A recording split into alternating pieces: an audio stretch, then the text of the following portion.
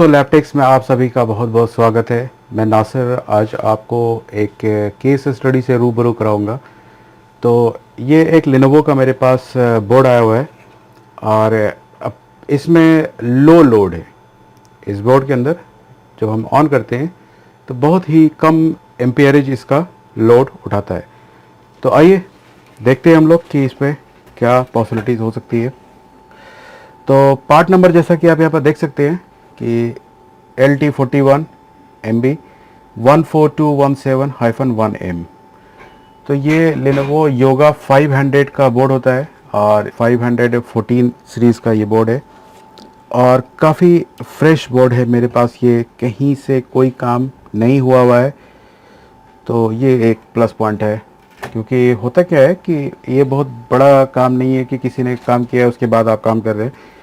जो काम करते करते खराबी हो जाती है वो उसका ज़्यादा ढूंढना जो है थोड़ा मुश्किल पड़ जाता है। तो चलिए आपको मैं पावर दिखाता हूँ कि अभी इसमें पावर लगाने के बाद क्या लोड होता है। तो ये देखिए 0.074 चला गया, फिर नीचे ड्रॉप हो गया। ये जो 74 गया था ये क्या था। तो अभी कंडीशन चेक करेंगे। ज़्यादा मैं आपका टाइम नहीं लूँगा।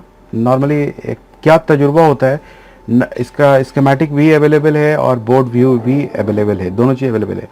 लेकिन मैंने अभी तक कुछ ओपन नहीं किया है। नॉर्मली मैंने सिर्फ देखा कि लोड कंजम्पशन ज़्यादा जा रहा है। तो जैसा कि लोड स्विच होती है इसकी 3 नंबर पिन से हमें SLP S3 कंफर्म हो जाता है कि SLP S3 बन रही है कि नहीं। तो ये बहुत आगे की बात हुई। सबसे पहला चीज़ जो हम कंफर्म करते हैं इसमें कि 3-5 का कहीं पर कोई कॉइल दिख रहा है। तो ये 3-5 एक जैसा लग रहा है, तो यहीं पर हमने चेक किया। तो आप देखेंगे कि अभी ये सस्पेंड मोड में है। ठीक है, ये सस्पेंड मोड में है। इसको अभी मैं ऑन करता हूँ। तो ऑन करने के बाद हमें 3 वोल्ट दिख रहा है और फिर वो लो हो जाता है तो 3 वोल्ट हट जाती है। फिर हमें 5 पर चेक करते हैं, तो फिर ऑफ करते हैं, एक बार ऑन करते हैं तो बोर्ड ऑन हो रहा है। इसका सीधा मतलब ये है कि कोई शॉर्टिंग नहीं है। ये ऑन का इंडिकेशन है, क्योंकि 5 वोल्ट हमें यहाँ पर दिखाता है। अब इसके बाद हम चेक करते हैं, सीधे आगे पहुंच जाते हैं। क्योंकि मैंने बताया आपको कि इतना टाइम नहीं होता है कि बैठ के सबका स्कीमेटिक ओपन ही कर ले।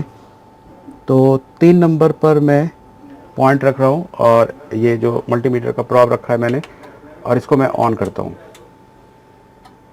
तो ये देखिए SLP S3 या जो भी है सस्पेंड मोड, इसमें वो SSP हैश या SLP S3 ये यहाँ नहीं आ रही है। ये तो कंफर्म हो गया कि इसके बाद जो है हमें रन नहीं मिल रही होगी। क्योंकि इनपुट पर हमें वही वोल्टेज, हमें जैसे ऑन करेंगे जो भी सिनेरियो होगा वोल्टेज का वो हमें इनपुट पर दिखेगा।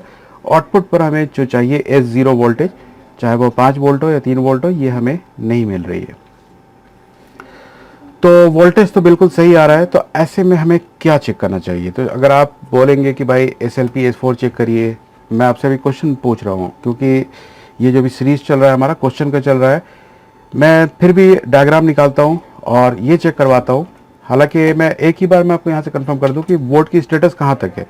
बोर्ड की स्टेटस ये है कि ऑन करने के बाद हमें क्या रैम की वोल्टेज मिल रही है। क्योंकि सबसे पहली वोल्टेज है VDQ, जो कि SLP S4 से अनेबल होगी। तो ये देखिए रैम की वोल्टेज नहीं मिल रही है हमें। ऑन करने के बाद 3-5 बनती है, रैम की वोल्टेज नहीं मिल रही है। अब आप बात करेंगे क्या इसकी अनेबल आई है। तो पहले मैं देख लेता हूँ कि IC कौन सी लगी है। तो 51716, ठीक है। तो 51716 में मेरे ख्याल से 7 और 8 नंबर होती है इसकी अनेबलिंग। फिर भी मैं कंफर्म कर लेता हूँ। तो एक बार मैं डायग्राम निकाल लेता हूँ। तो स्क्रीन पर से थोड़ा ढूंढ लेता हूँ यहाँ से। तो ये डायग्राम निकाला है मैंने और इसमें मैं सीधे नंबर लिख देता हूँ। हालांकि इसमें लिखा होगा, लगता है ये कॉपी व्यू है, 51716। तो ये देखिए, सॉरी, यहाँ पर जो मैंने बताया 7 नंबर और 17 नंबर वो होती है APW की जो रैम IC होती है उसकी, वो 7 नंबर और 8 नंबर होती है। यहाँ पर है आपकी 16 नंबर और 17 नंबर। यानी 17 नंबर के आने से ये, अगर जब 17 नंबर हमारे पास यहाँ पर आएगा तो हमारी VTT अनेबल होगी। जो इसके अंदर VTT है, ये VTT की वोल्टेज आपको तब मिलेगी। अभी आपको 16 चाहिए VDQ के लिए। इस 16 नंबर पिन पर आपको यहाँ पर जब वोल्टेज मैं चेक कर रहा हूँ जो कि 0 वोल्ट दिखा रही है, वो इस वजह से कि ये शायद नहीं आई होगी। अगर ये आ जाती है तब तो रैम आईसी ख़राब है, और अगर ये नहीं आती है, यहाँ पर 3.3 वोल्ट आएगी। चाहे पीछे इसको कॉपी करके देखेंगे हम लोग कि कहाँ से ये जुड़ा हुआ है। तो चलिए कॉपी कर लेते हैं, या पहले चेक कर लेते हैं 16 नंबर पर कि क्या ये हमें मिल रही है कि नहीं। तो आइए चेक करते हैं।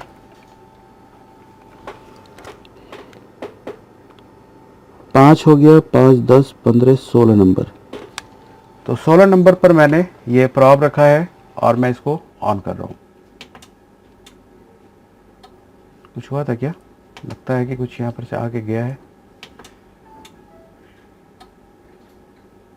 ऐसा लग रहा है कि कुछ होता है यहाँ पर, वेरिएशन थोड़ा सा नज़र आती है। इसको मैं डीएसओ से चेक करूँगा, ठीक है, क्योंकि बहुत ही कम टाइम के लिए अगर कुछ ऑन होता है तो उसके लिए हमें डीएसओ का हेल्प चाहिए होता है। तो चलिए मैं डीएसओ को सेट कर देता हूँ, इसके टाइमिंग को। तो अब मैं इसको जो है यहाँ पर 16 नंबर पर रखता हूँ और इसको ऑन करता हूँ।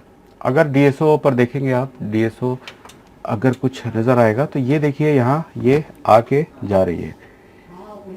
तो इसका सीधा ये मतलब हो गया कि ये जो हमें सिग्नल है यहाँ पर जो है ये हमें आके गई है। कितने देर के बाद गई है भाई? तो करीब करीब आप बता सकते हैं,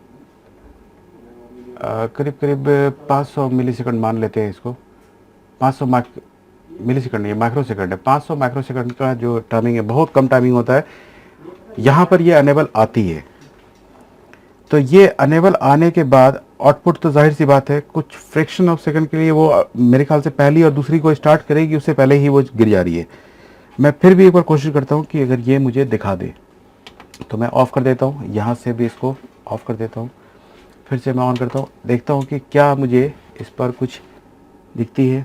तो बिल्कुल नहीं, हमें आउटपुट जो है, आप रैम के आईसी पर यहाँ चेक कर रहे हैं, रैम की कॉइल पर, तो हमें यहाँ पर कुछ नहीं दिख रहा है। तो क्या यहाँ पर करना चाहिए? अगर हमें अनेबल इस तरह से आके गिर रही है, इसके बाद की तो कोई वोल्टेज नहीं है। अगर फिर भी हम चेक करें कि चलिए 17 नंबर चेक करते हैं, क्या 17 नंबर पर हमें कंट्रोल की सिग्नल जो है प्रोसेसर से आती है, ये मिल रही है कि नहीं। तो 16 हो गया, 17 हो गया, तो ये 17 है, ठीक है। यहाँ पर 17 पर मैंने रखा है। अब मैं इसको ऑफ करके फिर से ऑन करता हूँ तो डीएसओ पर देखेंगे 17 नंबर पर ये देखिए क्या है, कुछ तो है। ये देखा आपने, यहाँ पर मैं 17 पर रख करके, तो ये एक ग्लिच का ही फॉर्म है और एक्सपोनेंशियल फॉल डाउन है। ये सबसे ख़ास बात यहाँ पर ये एक पकड़ में आती है कि अगर मैं आपको टाइमिंग एडजस्ट कर करके थोड़ा सा दिखाऊं तो आपको ये नज़र आ जाएगा, एक्सपोनेंशियल फॉल डाउन। ये देखिए किस तरह से गिरता हुआ फॉर्म है। तो हम यहाँ पर क्या समझें कि हमारी जो है SLP S4 जो है यही है। पीछे अगर मैं कॉपी करूँ, यहाँ पर देख सकते हैं कि ऑप्शनल है यहाँ पर कि भाई कंट्रोल सिग्नल को डाई कर दिया गया है। SLP S3 से ना लेकर के कंट्रोल सिग्नल प्रोसेसर से ले रहा है, एक ही बात है ये। लेकिन प्रोसेसर इसकी कम्युनिकेशन हो चुकी होगी, ये हाई हो चुका होगा, तभी आपकी ये कंट्रोल सिग्नल आ पा रही है। दूसरा चीज़ ये है कि ये क्यों गिर रहा है भाई। SLP S4 equivalent to SLP S4 है ये क्यों गिर रहा है। और ये तो खैर कि कैसे गिर रही है आपने देखा, ये राइज हो रही है, ये फॉल हो रही है, यानी एक्सपोनेंशियल फॉल डाउन है। अब ऐसे में क्या करना चाहिए आप बताएं कि यहाँ तक तो मैंने चेक किया है, क्या मुझे ये आईसी चेंज करनी चाहिए, और अगर करनी चाहिए तो क्या वजह है कि ये आईसी हमें चेंज करनी चाहिए, या क्या मुझे ये मॉसफेट चेंज करना चाहिए या ये मॉसफेट चेंज करना चाहिए, या इस एरिया में ही प्रॉब्लम है। आप कमेंट बॉक्स में ज़रूर लिख के भेजिए। तो दोस्तों, जैसा कि अभी मैंने सिर्फ आपको एक ओवरव्यू दिया है कि ऐसी प्रॉब्लम तो जाहिर सी बात है सबको मिलती है। तुक्के से अगर बोले तो रैम आईसी भी चेंज कर सकता हूँ। वहाँ पर जो है जो भी कैपेसिटर दिया हुआ है उसकी भी चांसेस होती है लीक होने की, उसे भी चेक कर सकता हूँ। मैं यहाँ पर दोनों मॉसफेट को, हाई ड्राइव और लो ड्राइव को भी चेक कर सकता हूँ, चेंज कर सकता हूँ। तो क्या ये तरीका सही है या कुछ इसके पीछे मैं छोड़ रहा हूँ? तो कमेंट बॉक्स में ज़रूर ये लिखिए। देखिए आप भी बहुत अच्छा कमेंट कर रहे हैं यहाँ पर और आपका भी नॉलेज ब्रश अप हो रहा है। तो हो सकता है कि मेरा ये एफ़र्ट, ये जो हम आपके लिए कर रहे हैं कि आपसे एक सवाल पूछते हैं कि ऐसे केस तो ज़ाहिर सी बात है सबके पास आती होगी। तो ऐसे में क्या आप जंप कर जाते हैं आगे या कुछ पीछे भी कुछ छोड़ रहे हैं आप? आयो पर कुछ ऐसी सिग्नल है जो मैं मिस कर रहा हूँ? तो वो आप लिख के ज़रूर बताइए मुझे। इंशाल्लाह नेक्स्ट डे आपको इसका सॉल्यूशन मैं बता दूंगा। तो अगर आपको हम लोगों से ट्रेनिंग चाहिए, जैसा कि अभी बम्पर ऑफर अभी चल ही रहा है, तो आप दिए हुए नंबर पर कांटेक्ट करके इंक्वायरी कर सकते हैं। और ये बहुत ही गोल्डन अपॉर्चुनिटी है उनके लिए जिसके पास ब्लेज ऑफ पैशन है सीखने का, लैपटॉप रिपेयरिंग फील्ड में आने का। उसके लिए ये काफ़ी अच्छा मौका है। तो अगर वीडियो आपको पसंद आया दोस्तों तो लाइक करिए, और अगर आप हमारे चैनल को काफ़ी दिनों से देख रहे हैं और अभी तक सब्सक्राइब नहीं किया है तो प्लीज़ सब्सक्राइब भी कर लीजिए। ये एक बहुत ही अच्छा अप्रिशिएशन होगा हम लोगों के लिए। तो चलिए दोस्तों, मिलते हैं इसके सॉल्यूशन के साथ। Thank you for watching this video.